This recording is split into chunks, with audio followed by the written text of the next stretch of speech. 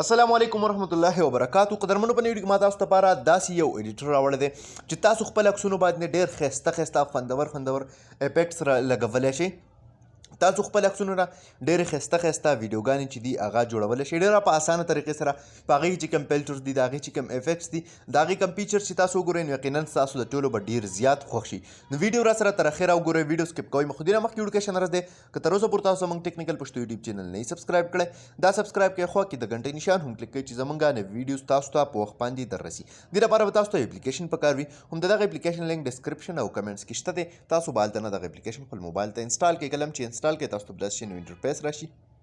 ټیک ده، سمپل ده، هر څه به تاسو له دې ځای نه کلیک کړئ. بس که دلته کې تاسو وګورئ، تاسو په داسې ځای کې عکس اخیستی وي چې هغې کې مطلب یا اوبه راغلی وي یا اسمان راغلی وي یا بل څه راغلی وي، نو تاسو به څه وکئ، سمپل د هغې کوم افیکټس چې دي هغه به تاسو څنګه چک کئ، مطلب داسې افیکټس پې تاسو ولګوئ چې هغې کې که کمې اوبه ولاړې وي نو هغه به پکې حرکت کوي، یا اسمان وي نو تاسو ګورئ په هغې کې مختلف د وریاض ډیزاینونه یا بل څه تاسو هر څه چې دي هغه لګولی شي. دا وګورئ مختلف سکایز هر څه چې دي هغه دلته کې تاسو ته په دې کې ملاو شوي دي. سمپل تاسو به خپل تصویر راواخلئ، صحیح ده، د ګیلري نه دا فرمیشن غواړي، دا به الاف کوئ. بس تاسې تصویر عکس راواخلئ چې کوم کې مطلب یا اسمان راغلی وي، وریاض راغلی وي، یا داسې عکس وي چې هغې کې تاسو سره اوبه راغلي وي. ټیک ده، مطلب د اوبو په غاړه تاسو یو تصویر چېرته کې اخیستی وي، نو سمپل هغه به تاسو څه کوئ، سلیکټ کوئ.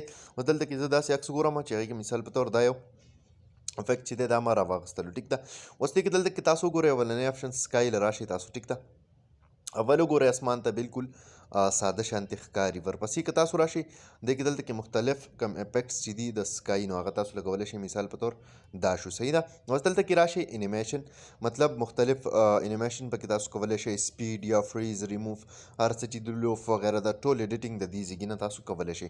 اوس که تاسو دریم آپشن وګورئ نو افیکټس دي. ټیک ده، په دې کې دلته کې تاسو مختلف افیکټس چې دي هغه لګولی شئ. خپلې د خوښې کوم افیکټ تاسو غواړئ نو دغه افیکټ چې دي هر څه تاسو په دې ځایږي کې د دې ځای نه راغستلی شئ او دغه افیکټس پکې تاسو لګولی شئ.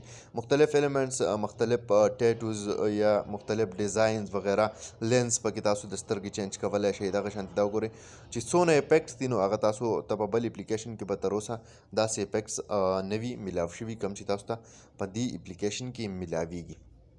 د دې سره په دې تاسو مختلف فلټرز لګولی شئ، ډېر خوندور او ډېر ښایسته فلټرز چې دي هغه هم تاسو ته په دې اپلیکیشن کې دننه میلاویږي. دغه شانتې دا تاسو بیا دې ځای کې نه برایټنس کمولی شئ، کولی شئ. مختلف کم ایډیټینګ چې دی هغه تاسو دې کې ټاپ ایډیټینګ چې دی هغه تاسو دلته نه دې په ذریعه کولی شئ. اوس که دا تاسو وګورئ دې کې بیا د وریاض دا کم سپیډ چې بره تاسو ته ښکاري دا تاسو کمولی تیزولی هم شئ. دلته کې دا سپیډ آپشن چې دی هغه راغسته دی، ولې پکې هم کولی شئ، مطلب نور فردر کوم افیکټس چې دي هغه پې هم تاسو دلته کې لګولی شئ. دا وګورئ تاسو.